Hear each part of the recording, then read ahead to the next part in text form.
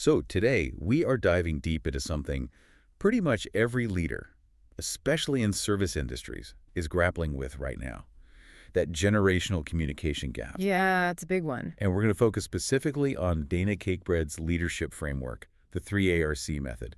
That's awareness, respect, and connection. Exactly. And our mission today really is to give you some actionable steps, especially if you're, say, running a salon or maybe a clinic, anywhere you've got boomers working alongside Gen Z. Right. The goal is to turn those everyday frustrations into, well, actual connection. And I think one of the most powerful ideas in this 3 ARC approach is tackling that perception issue head on.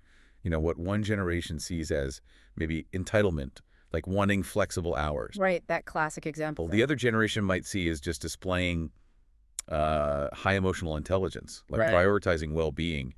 We're really talking about redefining professionalism across generations. That's it, exactly. And the foundation for all of this is the first letter, A for awareness. It just means pausing, and really recognizing that each generation grew up in a totally different world, different economies, different social norms, Sure. and that shapes their values around work, loyalty, what good feedback even looks like. We can't just view their actions through our own generational lens. Okay, so let's unpack the core drivers, the source material highlights for each group. Super helpful context. Yeah, let's do it. We start with boomers, roughly 61 to 78. The material points to them valuing structure, loyalty, dedication. They kind of built the traditional idea of professionalism. They really did. Then you've got Gen X, ages 45 to 60, often called the quiet leaders. Super resourceful, very independent. Right, the latchkey kids, something. Exactly. So they tend to dislike micromanagement and really want to be judged on results. They often get overlooked between the boomers and millennials. Okay. And then millennials, 29 to 44. Collaboration is huge for them, and they're really driven by purpose. They need to feel like their work matters. And they need growth opportunities. If they don't see a path for development, they're probably already thinking about their next move. Yeah, that's a key retention point. Which brings us to Gen Z, 13 up to 28. Tech native, obviously. They value authenticity, speed. But the sources really emphasize two things leaders sometimes miss. They need consistency and clear boundaries, especially around mental well-being. Interesting. Consistency in what way? Like clear expectations, delivered reliably. They need to know the rules of the game and trust that they won't change constantly. Surprises aren't always welcome. Okay, that makes sense. And that sets us up perfectly for R, respect. This is often where the friction really happens, right? In a salon, for example. Oh, definitely. For, say, a seasoned boomer stylist, respect often meant you kept your head down, put in the hours, you earned your stripes quietly. Yeah, pay your dues. Exactly. But for a Gen Z team member, respect often means being heard, feeling valued, even while they're still learning the ropes.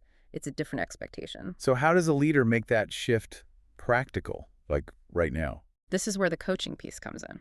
Picture this. You see a younger stylist maybe leaning on the counter, looking a bit disengaged. Happens all the time. The older, perhaps more automatic reaction might be judgment. Why aren't they busy? What's wrong with them? Right. The 3 ARC approach coaches you to pause, take a breath, and shift that internal question. Instead of what's wrong, ask yourself, what's making this hard for them right now? Okay.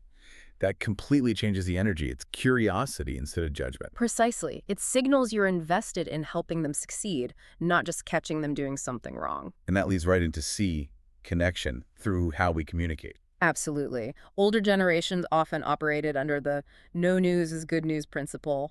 Silence meant things were fine. Yeah. If the boss isn't complaining, it must be okay. But for Gen Z, that silence can feel like disconnection, like they're invisible, or worse, being ignored. So waiting for the annual review to give feedback, way too late. Way too late. You've likely lost their engagement months ago.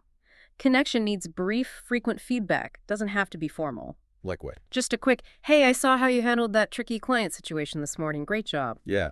That kind of specific, in-the-moment praise, it carries huge weight, much more than a big, formal meeting down the line. Okay, that's really actionable.